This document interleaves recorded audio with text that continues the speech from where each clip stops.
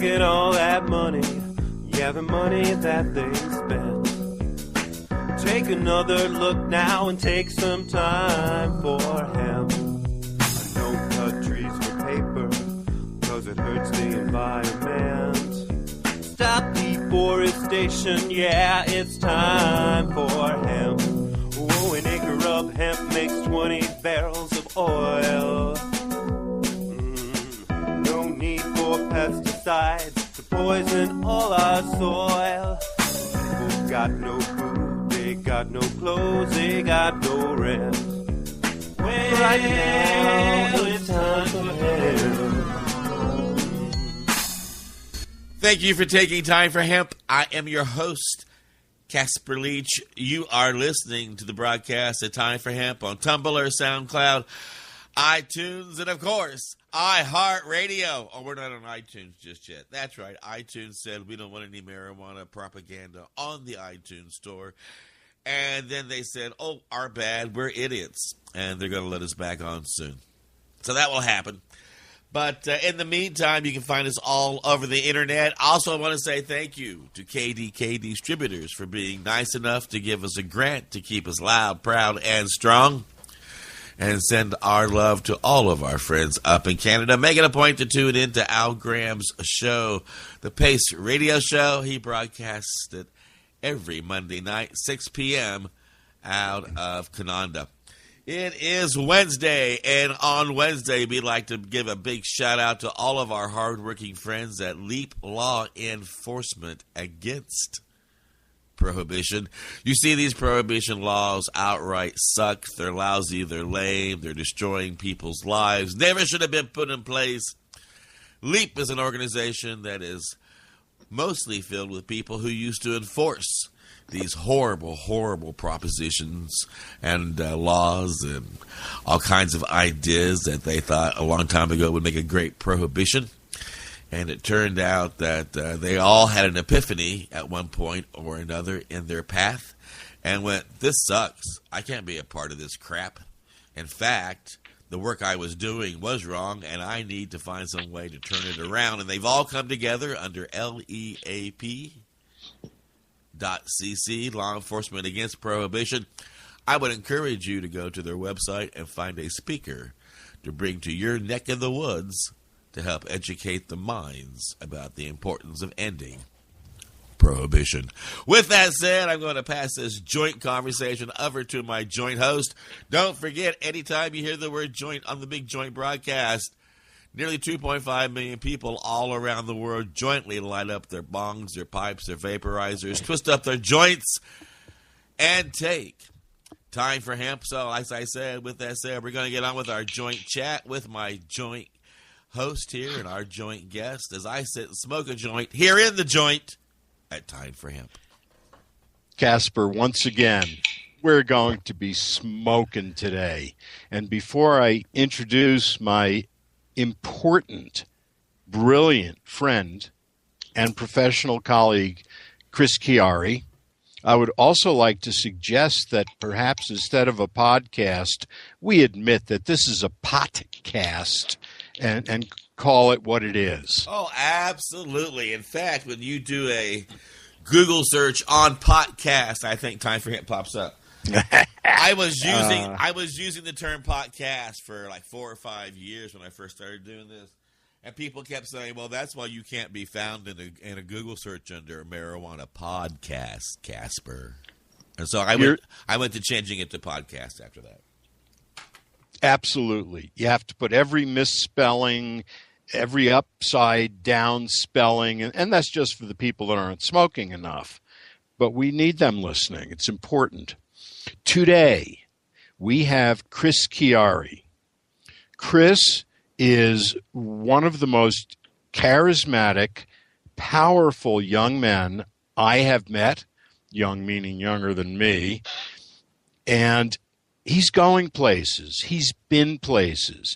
Not only does he have something to say when I shut up, but it's important, and he's not afraid to say it from a public platform.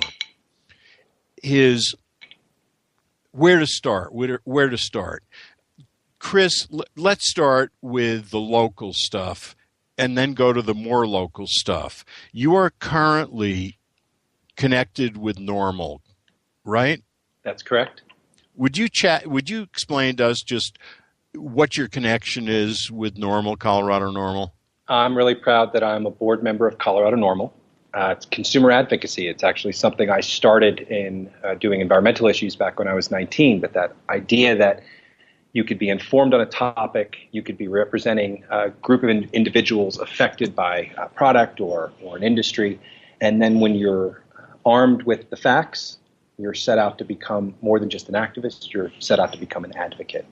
And as a board member of Colorado Normal, I'm proud to be, as a cannabis consumer, an advocate for marijuana in Colorado and hopefully in a larger audience to people across the country.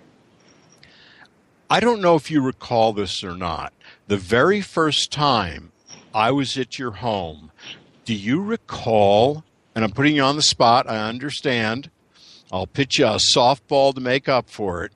Do you recall your explanation of why you picked the particular mansion, basically, that you did? Do you remember what you asked me?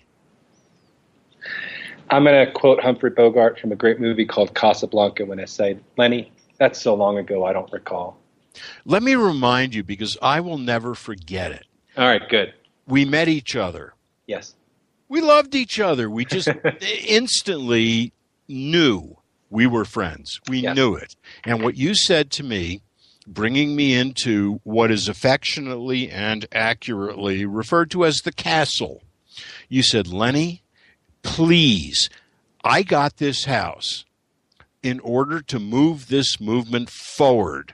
You tell me, please, you tell me how I can make this work. It's all coming back to me. Is it hosting? You tell me, how can I make this work for us? Because that's why I live in a castle. Lenny, you're a good friend and you've been a great advisor since the day we met. And that, right. So the goal was, this is a really special home.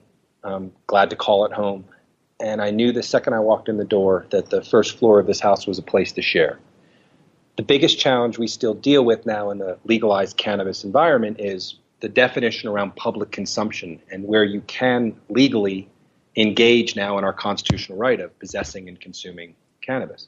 A home, private residence, is the easiest, most clearly defined location, and there's room to spread out. And yes, my goal was to fill this home with 12-foot ceilings with smoke, and the only smoke that's ever been in this home since I bought it is cannabis smoke.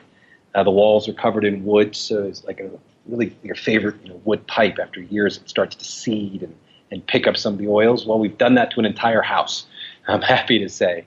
But yeah, there need to be more places where responsible adults engaged in cannabis consumption and possession can come together and congregate. And my home is one of them, and I've been happy to share it. I don't want to I don't want to resent or misrepresent this. You have had some significant guests. You've had some significant events that you've hosted. What I don't want to imply is that although the general rule is if you come in this house, there will be smoke in the background. Join us, don't join us, your own business. But in fact, what I don't want to imply is that all of the guests you've had in your house either chose to smoke or that there was smoking present when they were there because of who the guests were. Would you mind giving us not the entire list, but who have you had over? There have been 3 exceptions. I've held 3 fundraisers here at the house in the last 7 months now.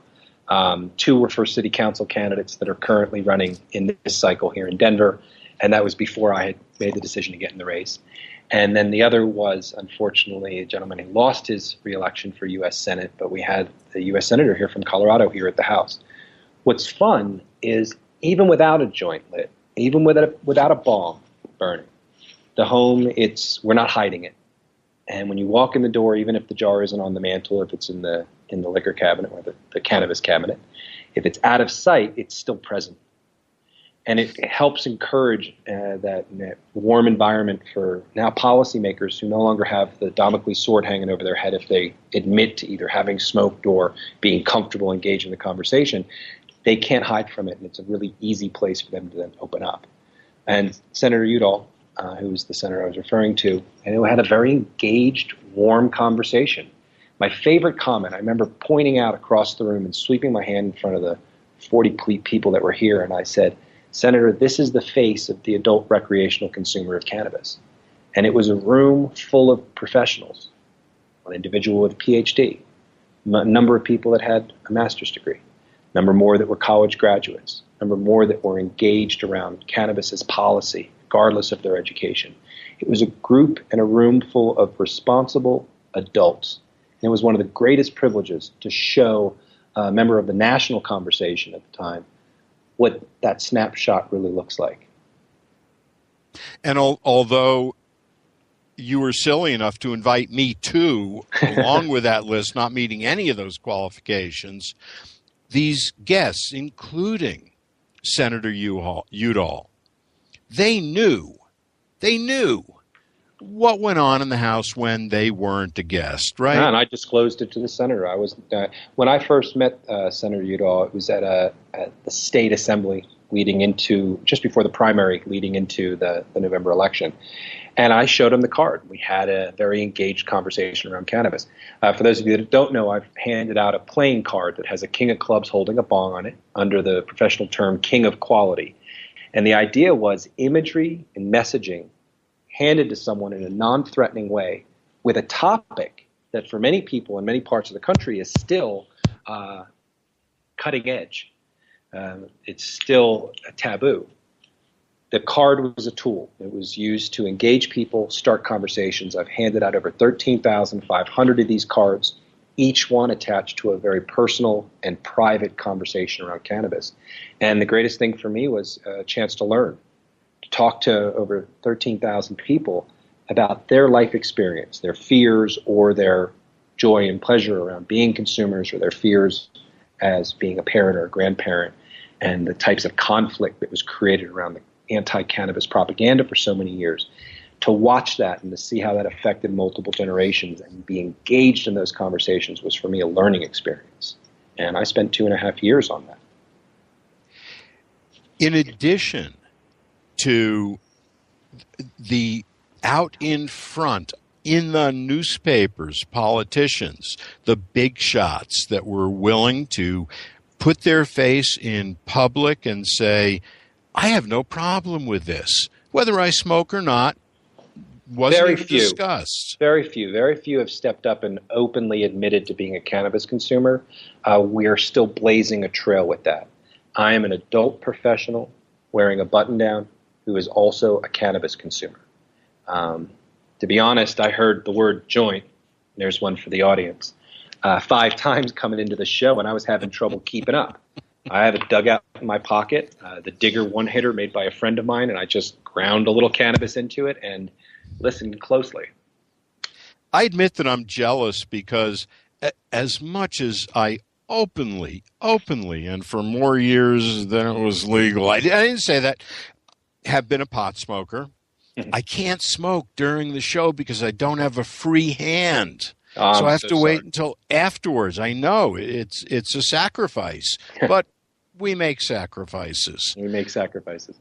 Lenny, I have to bring something up. I learned a long, long time ago that when you're running for office, you don't bring up the names of your opponents. And I'm not going to tell you all of them, but I am going to call one of them out, because the individual I'm going to call out is still part of the fear-mongering and propaganda and the misinformation around cannabis that is part of our history and not part of our present or the future of this conversation.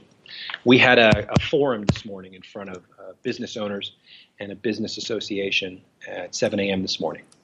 An hour-and-a-half long debate. And the 6th question of 7 came up, and it was about cannabis and its effect on the city. My opponent's name is Wayne New. It's a man who spent 30 years in the hospital administration business, which he uses to give himself credibility. Hospital administration. not a doctor, but if you hang around a hospital long enough, you start to think maybe your opinion is credible. He shared with the audience today about the dramatic increase in the number of children that are overdosing on cannabis here in Colorado. A story that, if true, would be the national lead-off conversation on every major network and in every newspaper from coast to coast until this was rolled back. The reality is that's a lie. It isn't even baseless. It isn't even misinformation. It's a lie. Now, if you say the number of children that are interacting with cannabis, that may be consuming, that parents are making a decision to take a child to the hospital, that's a conversation. But overdose is a very strong term. And it's being used to continue to feed the fear in the hopes that there's still a majority of voters that are still closed off or stuck in yesterday's topic. But luckily here in Denver, 66.9% of the city of Denver voted in favor of Amendment 64 in a state that went 54% in favor of. Among Democrats and unaffiliated voters, those numbers go even higher. And I'll say this, the 15% of Democrats that come up to me on the campaign trail and will tell me, hey, let's talk about cannabis because I'm not comfortable with where it's going. I've been very honest and very straightforward in stating we're not having that conversation again. That now the conversation we have to have is to define public consumption and use so we can let adults responsibly participating know where they can and can't consume. That's what we need to do. And so I'm not willing to go back and continue conversations with people like Wayne who are going to use nothing but propaganda. What's great is he went before me. So we didn't have to wait till now to call him out. I did it right there in the forum. And made sure that if he's going to make statements like that, he better back it up with facts. Because that's not the game anymore. Now, armed with science, armed with facts, we know that in a number of ways cannabis is playing a beneficial medical role for a number of people in a number of places that are making a decision to use cannabis as cure. We also know that since recreational cannabis became legal here in the state of Colorado, the sky hasn't fallen, tax dollars are coming in, and yes, we do have an uptick in the number of people that are smoking in public, in the parks. But we give adults, legally allowed to drink, a thing called a bar. And when we do that, it gives us real good justification for making it illegal to have an open container on the streets. We're denying adults that same opportunity around this conversation. And since cannabis was brought to the mainstream here in Colorado around a comparison between alcohol to cannabis, it's time. Whether it's special use permits or even a topic I'm becoming a lot more comfortable with, the idea that any establishment already in business that has outdoor, private, on-property space should be able to make a decision as an owner of a business about cannabis use by adults. As long as if it's a bar, you already have age restriction. And in the back of that bar, I feel really comfortable that we're getting to the point where we need to start saying that it's not a crime. You're legally in possession, you're legally consuming, and we agree that within reason, there are places where consumption can fit into businesses and structures and into a downtown or into a restaurant or into a bar. It can fit, and we need to move towards that. It occurred to me just last week on a business trip, and as many know or don't know, I'm a criminal defense attorney by day and a stoner by day and night when appropriate. It occurred to me on a trip that we all know that we love cannabis tourism. We welcome it. We want it. We think it's a great thing. And one of the biggest problems presented is, where can I smoke legally when I come to Colorado and buy my legal pot? It occurred to me that there are many hotels, motels, that have balconies where people smoke cigarettes. Right. I think a balcony may be part of the magic answer. Now, yeah, it becomes restrictive, though, because apartments or hotel rooms that have balconies are usually at the higher end of the price point. So now we're creating a disparity. And there are tourists of means that are coming here for this conversation. But we need to find a solution that's more all-encompassing and sweeping, and to define what this public use means. The city of Denver, it's pretty big. It represents about 12% of the population of the entire state of Colorado. It is the city at the heart of a media market, so it has influence over a population greater than 60% of the entire state population in the greater metro Denver area. We have a responsibility with home rule and the ability for cities to go in and add greater definition than what the state might provide through statute.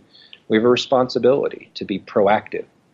Things we do here in Denver are being watched by other cities across this country and by cities across the world. And so Denver does need to step up and be more proactive. But balconies alone, I don't know if that gets us there. I think we need to be more encompassing. And whether it's special use permits, whether it's special event permits for a 21-plus crowd, or the ability for already established businesses to open up a portion of an outdoor patio for cannabis consumption, we need to get there, and I think we need to get there quickly. We've opened up the doors. So. Go ahead, please. We've opened up the doors to the world. We've invited everyone. If you're 21 or up, you are welcome in the state of Colorado, and you can purchase a quarter ounce of cannabis at a time, and you can possess up to an ounce. But we haven't done right in defining where you can consume it. So, for example, you would love the idea of, say, the Colorado Symphony Orchestra sponsoring an event with a smoking area. It was great, and the next time we get to do an event like that at Red Rocks, and as this conversation evolves, I think there is a portion of that venue that we could designate a smoking area. Probably not in the seats, because when you're in the seats in the audience, it's a large crowd. But when you designate it, I think we can get towards that, and we should. It was a great event. I was there, Symphony, sponsored by cannabis, but I got yelled at for trying to light a joint. Which, whatever. But that was inside, not outside, in the smoking area. Right, that was inside. They did allow us an area off to the side, and we stayed in that area. We were given the right to engage, and we did it in a responsible way. And they advertised it as such. They advertised it as being sponsored by. They didn't advertise it as a smoke-in. So I will give credit to the promoter of that, an extraordinary individual who's done a lot as far as moving cannabis into the mainstream. Jane West, with what she's done with edible events, Women Grow, the cannabis, classically cannabis, extraordinary impact on this conversation. Well, I can talk about the impact of my budget when there is no money in the coffer. But instead of doing that, I think I'll do something even better, and that is take a commercial break and let the money come in so that we can afford to take Time for Hemp.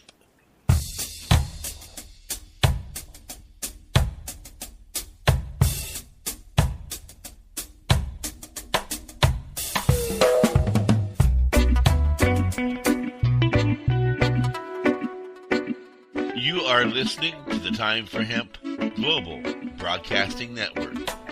Please share us with your friends.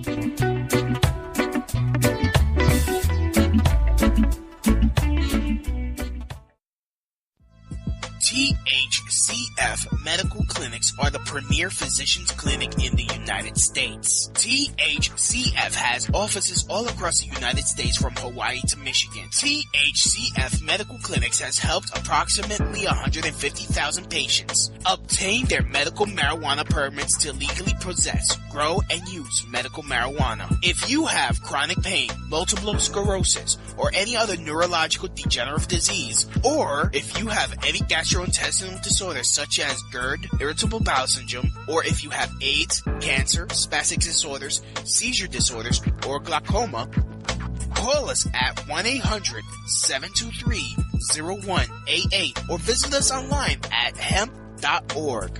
Again, the number is 1-800-723-0188 and the site is hemp.org. Take a letter to the president. Letter to the president. Yes, man. Legalize it. Decriminalize it. And I'm on Mr. Banton will advertise it. Sensimila.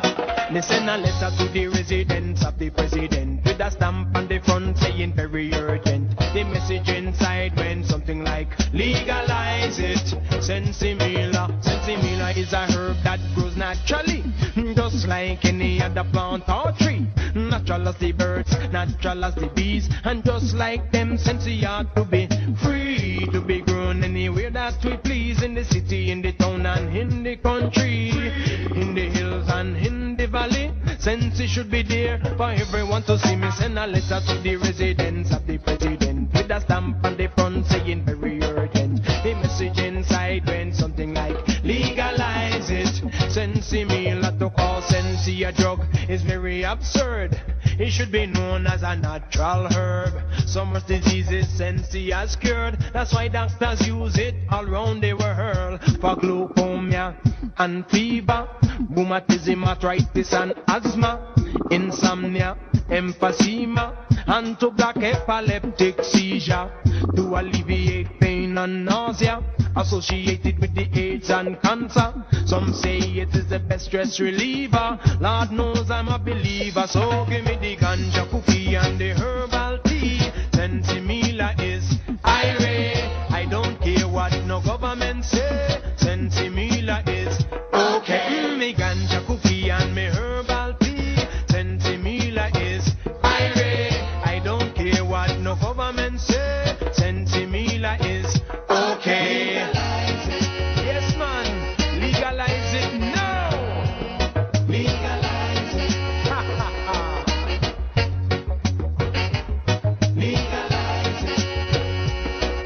Let that to the president. Legalize it. Let that to the president.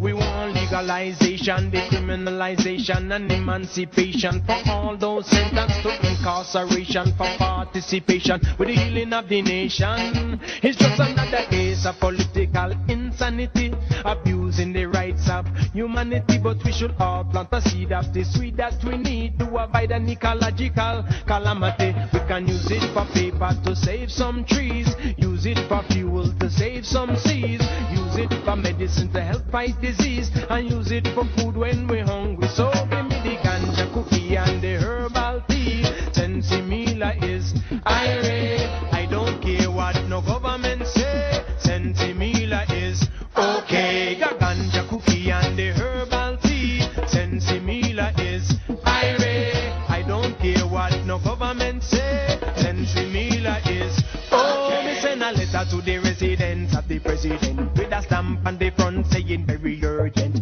The message inside went something like legalize it. Sensimila, legalize it. The way medication, legalize Lord, the way meditation, legalize boy, throughout the nation, legalize it. Yes, we sensimila. Yes, from Downing Street to DC, time to paint the White House green. You know what I mean? Scene. Let that to the president. Let that to the president. Let that to the president. Let that to the president.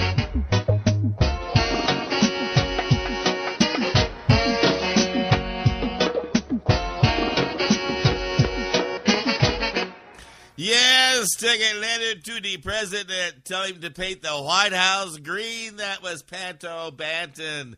Go to YouTube, find the music, go to his website, download it, and, of course, buy some of his music and let him know that you heard about him here on the Big Joint broadcast on Time for Hemp.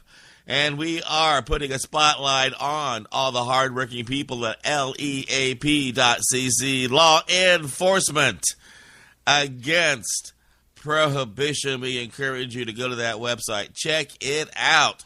Find a speaker to bring to your neck of the woods to let everybody know just how messed up prohibition is. I want to get back to my joint conversation with my joint host and our joint friend here, and I hope you and your joint friends are enjoying this joint chat here at Time for Hemp. You will never hear me say this again. It is a good thing that I shut up before the mics went hot again, because if people had heard me singing along, they would have agreed unanimously that there are things perhaps in the world that should be banned. I got news for you, Lenny. If I can call you that, Your Honor. Please. Anytime anybody sings the words, legalize it, I don't care what key it's in. It sounds beautiful. Give thanks and praise to Most High Jah Rastafari, as they taught me when I was 16 years old, visiting Jamaica, back in the woods when the grill was a dirt road that went up the hill, and the yacht club was the fanciest place in town, and the paint can full of pot, I think, was $40. We got to smoke on Christmas Eve in a coconut pipe with the local Best of the Farmers. I will never forget that. Chris will be back with us momentarily, and I'll explain why I'm calling him Chris Chiari, Chiari. Chris Chiari. At the moment, we always talk about the substances going in the one end, and I think we neglect I'm back, Lenny. Lenny, I'm back. But welcome back. I'm actually stepping away for one moment for a different reason.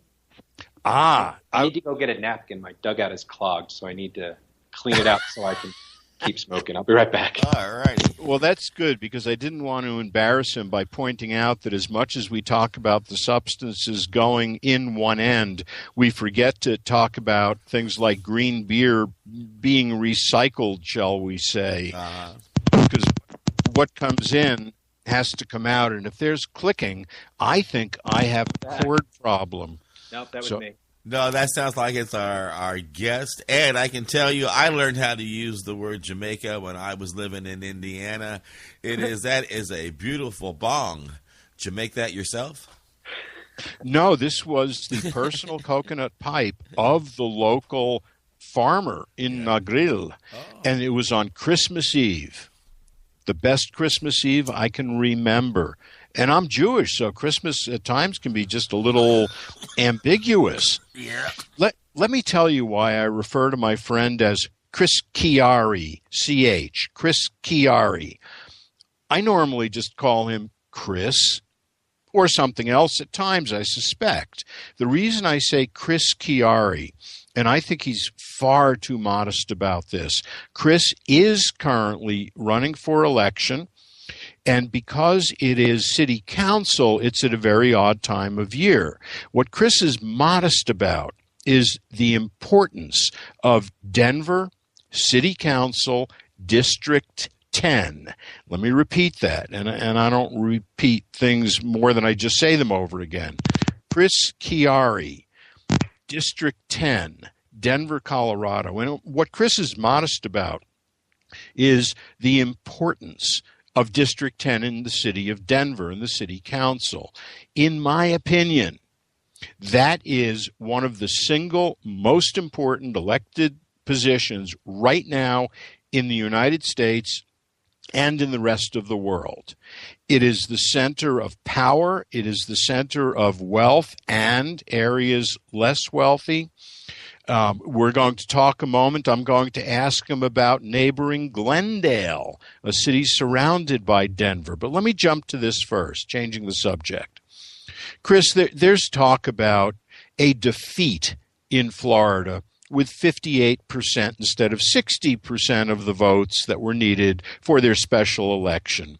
Let me ask you, as a politician, as somebody who's been through political races, elections, when a striving politician looks at 58% of the vote, what does it mean to them, victory or defeat? So that happened in 2006 in Florida. Used to be like other states, you needed 50% plus one vote to win on an issue. But Florida had a number of things that went straight to the Constitution, and so they put a measure up that required a 60% threshold. What's funny is, to pass that 60% threshold requirement, you needed 50% plus one. So, 58% of the voters that voted in the governor's race in Florida that last November did show up and cast their vote in favor of medical marijuana. It shows certainly that the conversation is shifting, even in the Deep South. But that in Florida, it's dominated by Republican control at every level of state government, from the governor's mansion and office through the state senate and state legislature. And for that side, and that's what I love about LEAP, it has members from both sides of the political spectrum and everyone in the middle that are engaged in an adult conversation around the facts surrounding cannabis use and possession. Good. LEAP, and I apologize for interrupting, LEAP takes this conversation to the next level. LEAP is saying, as you know, we don't just need to legalize and regulate marijuana, cannabis, hemp, pot, bud. Call it what you want. LEAP is taking the next step and saying prohibition has failed, is failing, and will never work and never has. And therefore, what we would, I think, all agree are dangerous drugs, methamphetamine, heroin, should be legalized also. What's your take on that? Some of these drugs are driven by economics. As prohibition happens against one substance, creative people driven by an economic motivation become agents in a larger economy. And I'm glad that there are people out there having a broader conversation, because when you talk about drug addiction, nothing about a conversation about drug addiction should include a conversation about criminality, because it's an individual and possible crisis. And there are proven ways to engage that are more effective than incarceration. Judge Gray said it. He said it in my home. Jim Gray was here at the house, and he said a great comment, right? And it's a statement that LEAP stands behind, that you can be cured multiple times in your life for addiction, but you can never be cured for a conviction. We're not friends anymore. You stole my favorite line. Just be glad I know it, because it gets back to what I said before. When you're armed with facts and good information, you have a responsibility to step out and become an advocate. My sister was called for a jury in the state of Florida. They eventually had to either make a deal or dismiss the case, because the prospective jurors kept standing up and saying, we're not going to convict anyone of that. It's a pot case. We already voted. We told you we don't want this illegal. We can't be on a jury. Let's talk for a moment about Glendale as a shining example. Oh, Lenny, don't get off Florida, because that's a great thing. That victory in Broward County for patients' rights around patients' access shows how far this conversation has evolved. And even with a loss at 58%, the political impact. Now, Broward County is the more liberal-leaning county in the state, so it's great seeing from the judicial side of the conversation action around recognizing that in Florida there is a medical defense, and an individual came up, used medical defense, and was found not guilty.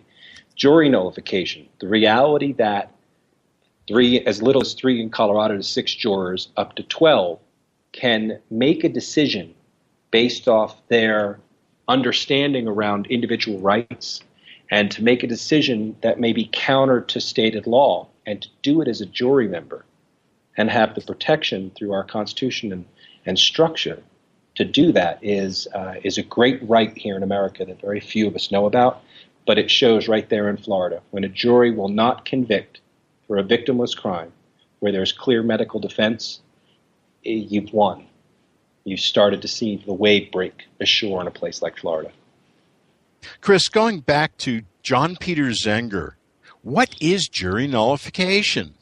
So everyone who has a personal conviction, if you believe that you morally are against a law, you have the ability and the right as the member of a juror, without anyone having a right to challenge you or ask you for justification or reason, to give a verdict of not guilty, or your vote to not guilty, to create a hung jury, because you strongly and passionately believe something. You have that right. It's known as jury nullification.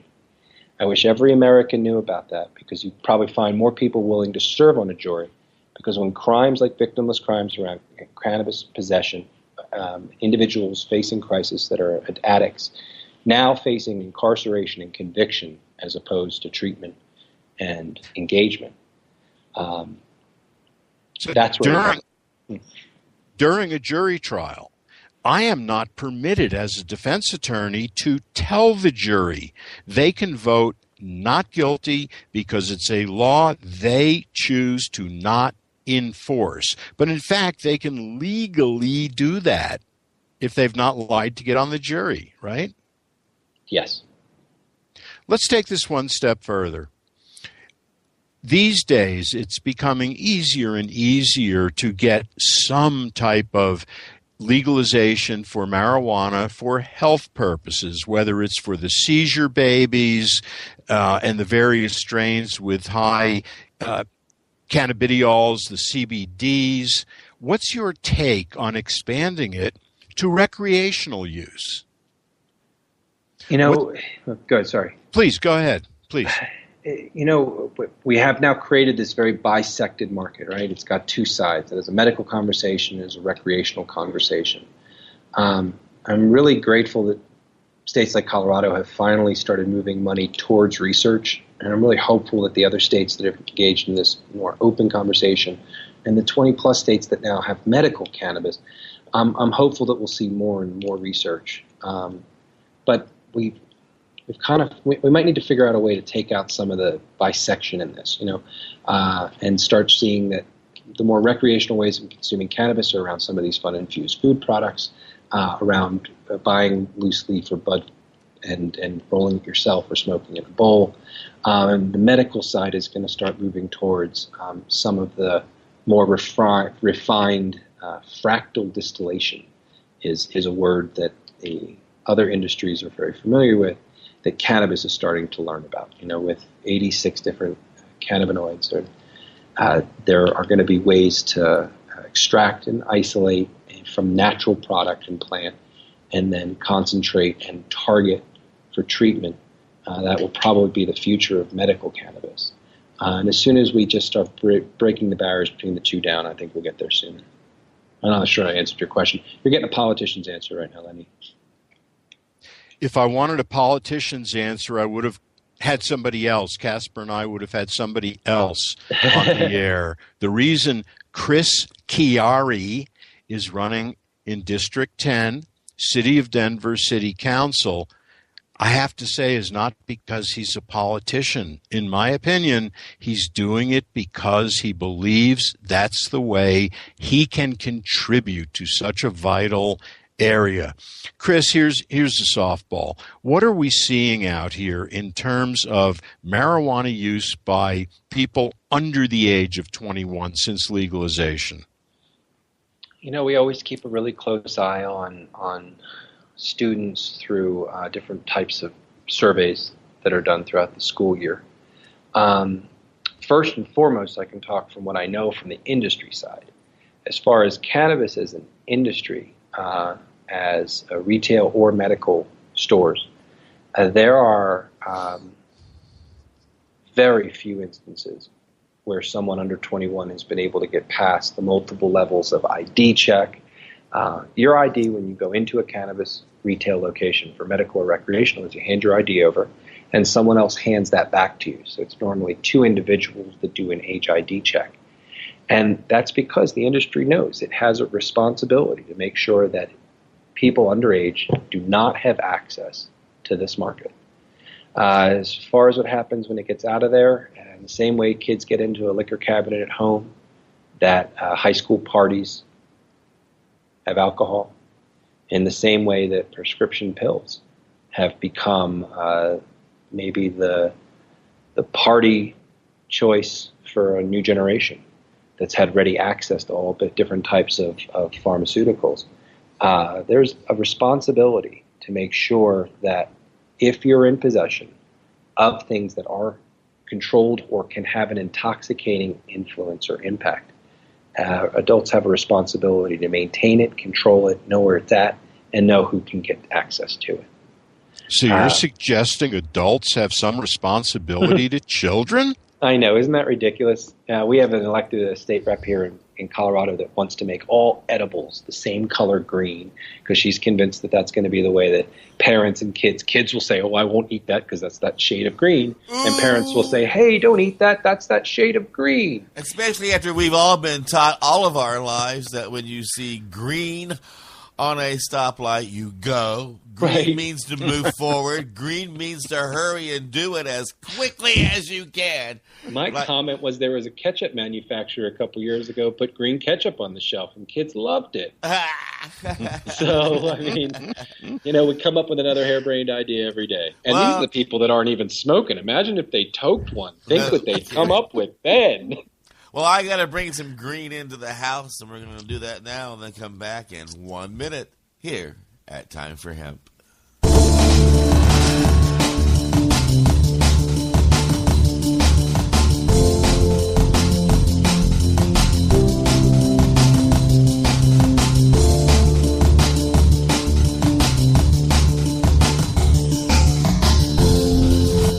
You are listening to the Time for Hemp Global Broadcasting Network.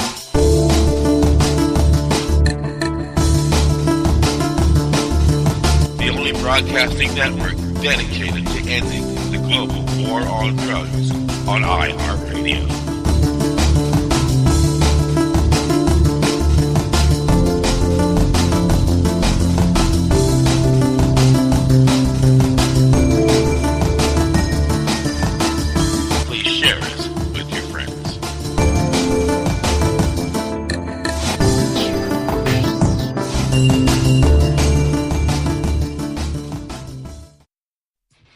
Serious Seeds is your source for quality cannabis and sativa seeds. Serious Seeds are the creators of legendary strains like AK-47, Bubblegum, Chronic, Cali Mist, and White Russian. The AK-47 is probably the most awarded strain on the planet. The high THC content of AK-47 makes it the perfect medical strain for patients seeking quick pain relief. Cali Mist is an almost pure sativa. Female medical cannabis patients have reported that this strain helps relieve menstrual cramps. Serious Seeds just acquired another Dutch high-quality seed bank, Magus Genetics. From now on, Serious Seeds can offer you even more award-winning strains. The fine folks at Serious Seeds strive to breed the best cannabis genetics that they can find, so patients can rely on the effectiveness of their medicine. Go to SeriousSeeds.com to grow your medicine.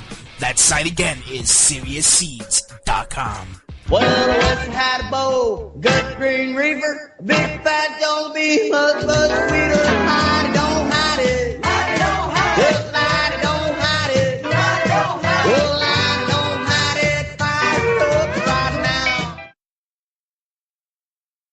now. Fire up, fire up right now. Let the whole world know that you really do enjoy recreational marijuana. Oh, God, there, I finally said it, people. I'm going to say it again.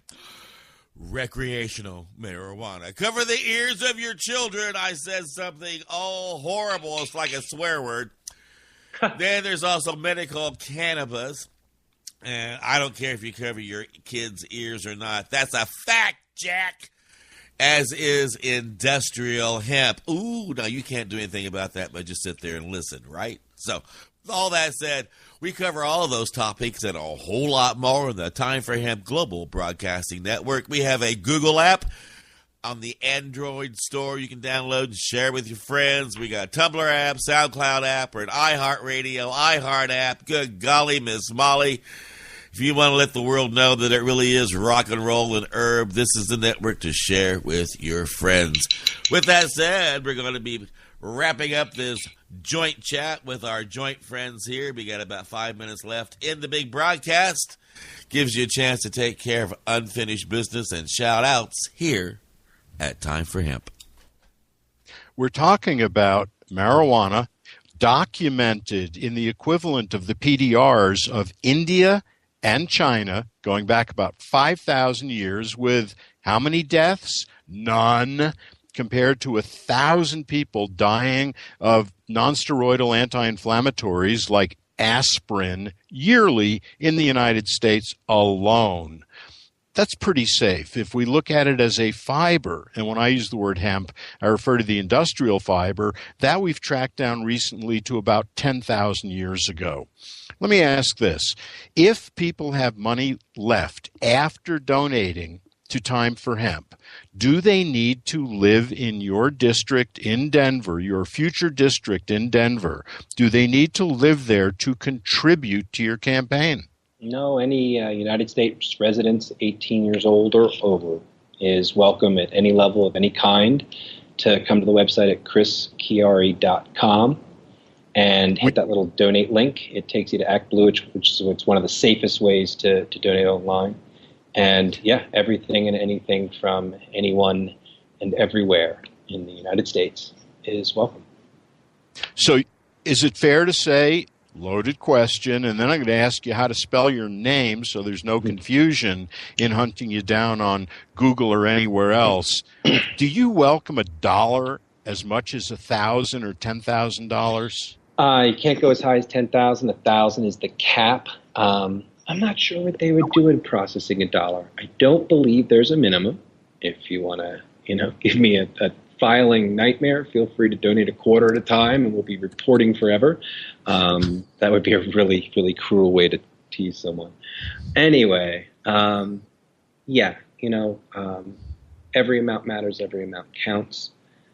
$10, So- $25. When you start talking about dollars, every dollar starts equating to contacts. And every dollar that comes into a campaign helps us reach out, whether it's in the mail, whether it's at the door. I'm excited. I picked up 2 really exciting endorsements in the last week from major labor organizations, which speaks to the credibility around the campaign that we're building. You can have an honest conversation, not leading on cannabis, but that includes cannabis. Marijuana use is prevalent among every member of the American society. It crosses every age and demographic.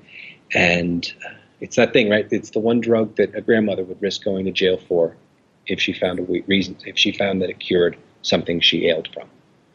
That's a powerful statement. That is a powerful statement. When you say labor organizations, you're referring to unions. Yes.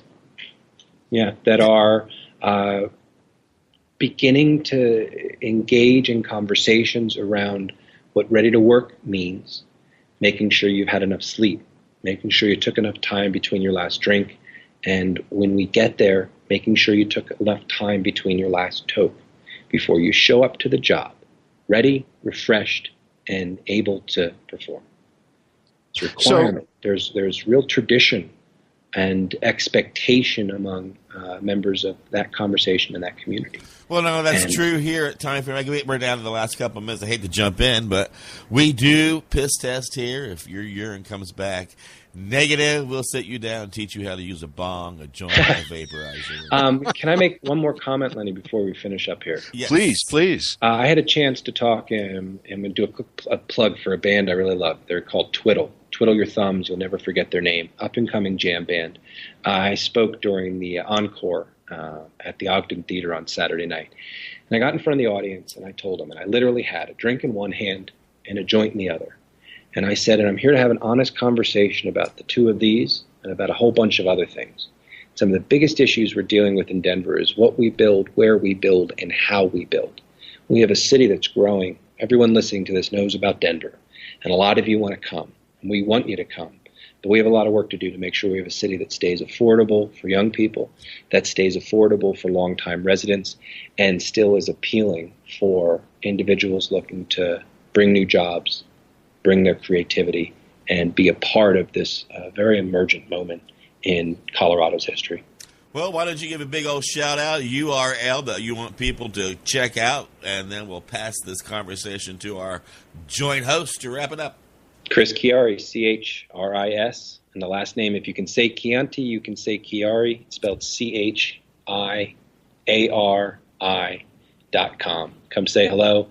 If you're in Denver, come knock on doors with us. We have an army of volunteers. I have an amazing campaign manager who just came on who's going to be responsible to make sure that everyone who wants to help has something to do when they offer to help. And we'll be asking, and we are asking, come knock doors with us. And we'd love to have you. We got a lot of work to do. 48 days to go. We make the runoff, we'll have 28 more. But that's the one four-letter word that's really good. It's called work. It's the one thing I have complete control over. So come help us out at chrischiari.com. I am running for the Denver City Council in District 10, and I'd love to earn your support. And Your Honor?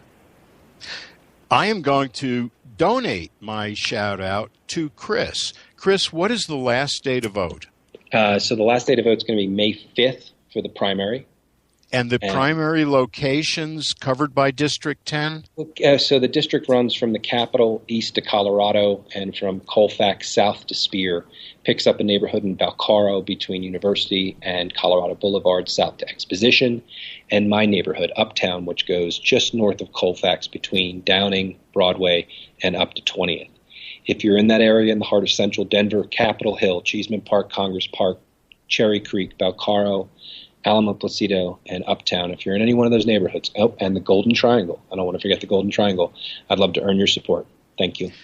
So that means if I don't live in District 10 and I live anywhere on the planet and know a single person who does live in District 10, Spread the I word. can call them. Yes.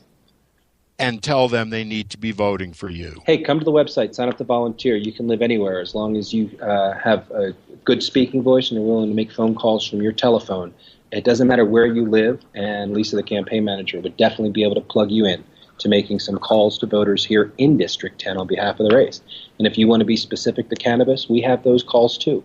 We know who supports these issues, and we know who we want to reach in this election. So if you want to help out, we'd love that support. And literally, the castle is within 7 blocks of the state capitol. Well, and I need to jump in here. It is the end of the hour. Remind people we are 24 hours a day, 7 days a week, a growing team that is dedicated to ending prohibition all around the world.